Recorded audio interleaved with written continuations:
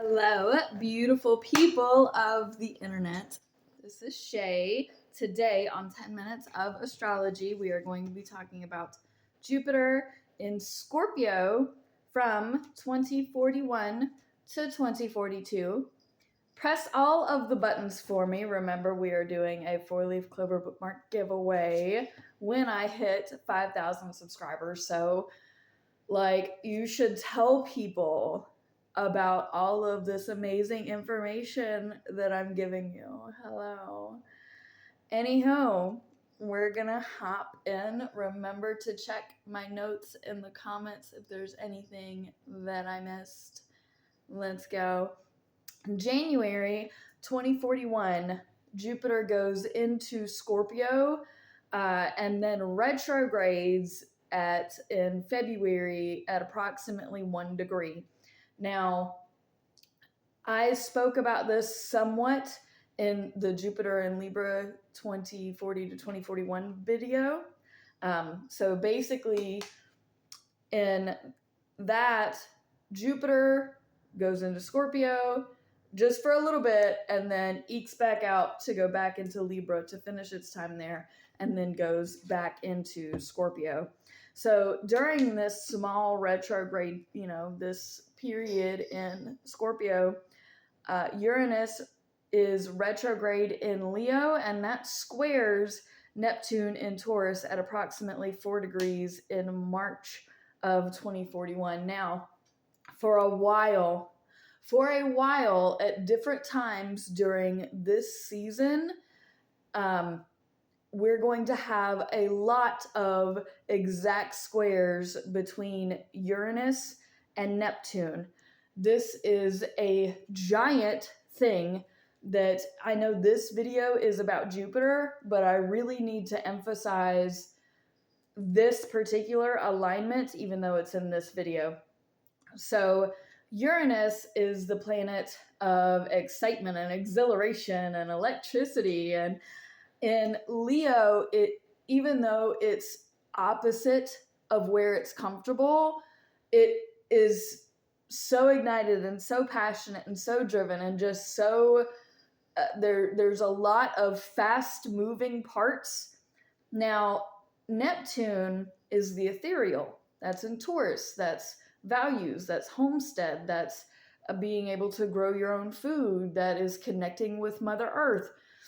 These two are at odds because up until this point, we've had a lot of transformation. I would say a lot of different technologies that we're trying to implement and bring into the home.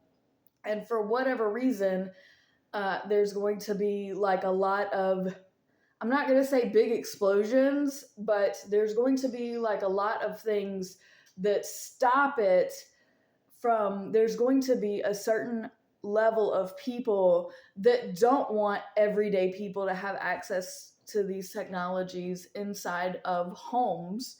And so that's going to cause a big tension because people want this technology in their homes to be widespread. This is the type of technology that we don't have hospitals anymore because you can be treated at home faster type of technologies. And so these two clashing is on a spiritual gut level. This is not good. And then with the fire and the passion, expect people to come together to speak up and to say, hey, no, this is wrong. We need this. We deserve. Why are you stopping this? So and because it happens exact so many times and it is so intense, that's why I really wanted to stop and talk about this here. And I am going to talk about this a little more again later. So then Jupiter goes back into Libra, and then September of 2041, it officially goes into Scorpio. One of the first things that happens between 1 and 2 degrees is a square to Chiron in Leo. A lot of big, bad, hard, difficult squares with this. I did tell you in the last video that there's things like it was a waiting of anticipation for like the bottom to drop out and for the other shoe to drop and for things to go left. That's like where we start to see it happening. So Jupiter, for those of you who don't know, is expansion, it's luck, it's just a very happy, and it's one of those beneficial planets that just bring a lot of good energy. Not in Scorpio. In Scorpio, it is the deep, dark, secretive stuff. That is going to be square Chiron in Leo. So Chiron is the wounded healer. It is what you try to heal in others that you struggle to heal in yourself. With Leo, that's going to be familiar just relationships, not necessarily in general, but like your relationship with you, your relationship with your friends, your family. It's your relationship with creativity. Chiron is healing, so you want to try and heal the pride in others, the ego in others, the laziness in others, but while you are probably still struggling with pride and ego and laziness. So these two are square. So this is going to, both of these aspects of life are going to clash. And it's how you because Scorpio is very devious and Leo is very optimistic, and this combination together causes a lot more delusion. A lot of people with Scorpio Leo placements find that they delude themselves, or they make something up to believe it, even though it's not existent. It doesn't even exist at all, but they not only believe that it exists so much that they try to share with others that it exists, and they try to get other people on their side of its existence. Like, it's really disturbing. So that's something else that we have to contend with. Then Jupiter opposites Neptune in Taurus, which is now retrograded approximately 7 degrees in October of 2041. What does that look like? Well, usually I try to interpret oppositions positively, because usually they're best friends, worst enemies. But guess what? There's so many big, larger, other negative things happening that I am going to have to default to the negative. Now, try your best to make this a positive alignment, right? We're always going to try our best to make things better. But let's talk about both sides of this, because Jupiter, we're expanding Scorpio, the secretness and the slyness, and we're expanding our ability to just be the observer in the room. Now that's opposite Neptune, the ethereal in the home with your spirit, that groundedness. So these two are opposite one another at this time. And you may be trying to get one over on God. You may feel like God is trying to get one over on you. Now, the way that I could positively interpret this, if we took out all the other stuff, which I don't want to do, right? But if we take all of the bad out and just say, okay, how can we do this? Well, lesson number 1 is don't try to deceive God, and don't, or whatever it is that you believe in. Allah, we can call it by many names. I'm an omnist. You can look up my omnist video if you're interested. When I say God, I'm being much more expansive in my communication than I'm letting on. So the positive way to view this is that you may feel God is taking a back seat, but it's so that you can take the reins over your own life and take control and sit back and really observe how life is unfolding, to be able to interject yourself. Now, the negative way to view this is, yeah, God has left, and you have to deceive your way out of this. So obviously try to do the best you can, but it's likely that there's going to either be somebody trying to deceive you, you deceiving yourself because there's other like delusional stuff going on, somebody that you have to deal with that is delusional, maybe even in your house, in your own head. And so just a heads up. I know this is supposed to be a 10-minute video, and I'm not even halfway through, so I'm going to Jupiter then square Uranus in Leo.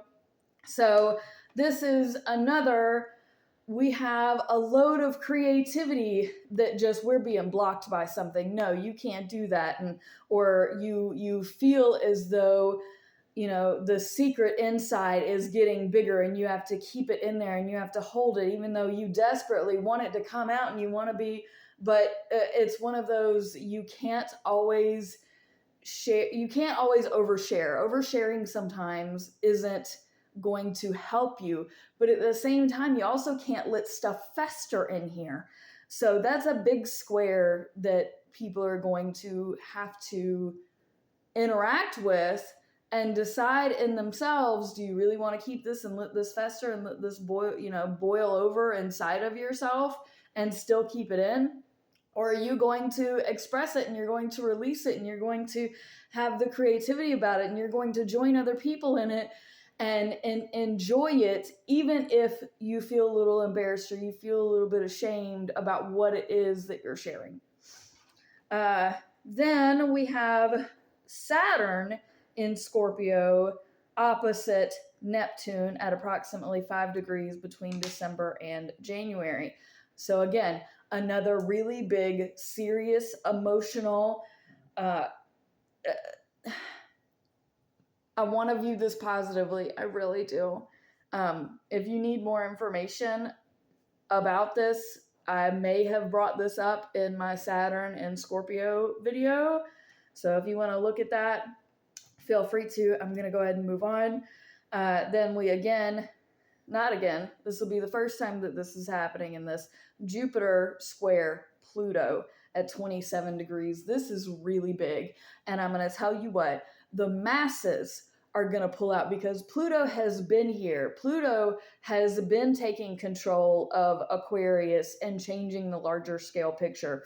Jupiter's not really comfortable in Scorpio like that. So it's going to be the masses that are going to have the say at the end of it, even though there's a lot of secrets and there's a lot of things that are trying to be swept under the rug that's getting bigger like that. The pile of dust under the rug has turned into a mountain under the rug. Like, you're not, the way that people are trying to hide and obfuscate and just stop this whatever is coming out is laughable because the masses see through it. And it really is rather entertaining. So water people, especially Scorpios, all this stuff that you're trying to hide and stuff down, bring it out now so it isn't being brought out against you later and will turn into a much worse outcome for you, because the masses are going to be fine.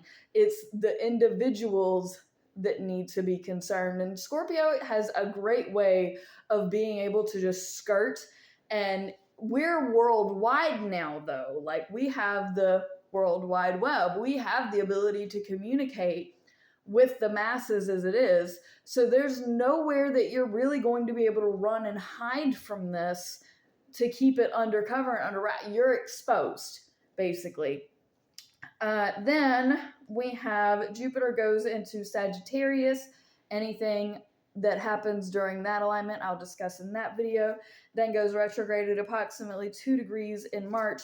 During this time, Chiron has re-entered Cancer retrograde, and when Jupiter goes fully retrograde back into Scorpio, it trines at 29 degrees. This is beautiful. This is healing. This is saying the wounds with my mom, the wounds that I have with my emotions, the wounds that I have at home, all of that is just, it's finally grown so big and beautiful that I can deal with it, that I can attest to it, that I can shake off all of these secrets and all of this negativity. And this is a very beautiful, beautiful alignment. I love a trine.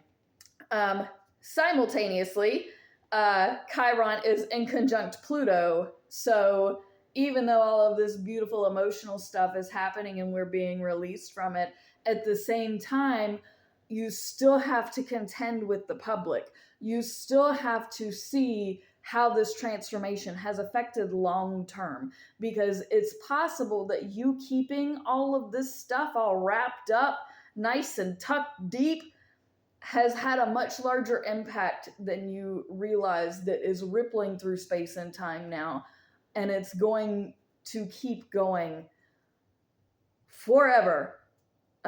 So just whatever it is that you have been struggling with emotionally up until this point that you finally release, that release, it's going to cause untold and unbelievable existential waves. Not necessarily a bad thing, though. It's likely that this was, even though it's irritating and even though we don't want to do it and it's good for us and just, it's going to happen anyway. So embrace it. And then this is all in May, by the way. And at the same time, Jupiter again is squaring Pluto during all of this. Neptune and Taurus once again squares Uranus in Leo between 8, 9, 10 degrees. By the time it gets to 10 degrees, it's already August 2047. Chiron goes back into Leo. Saturn goes into Libra and then trines Pluto in Aquarius at 29 degrees. So Saturn's retrograde. It trines Pluto in Aquarius.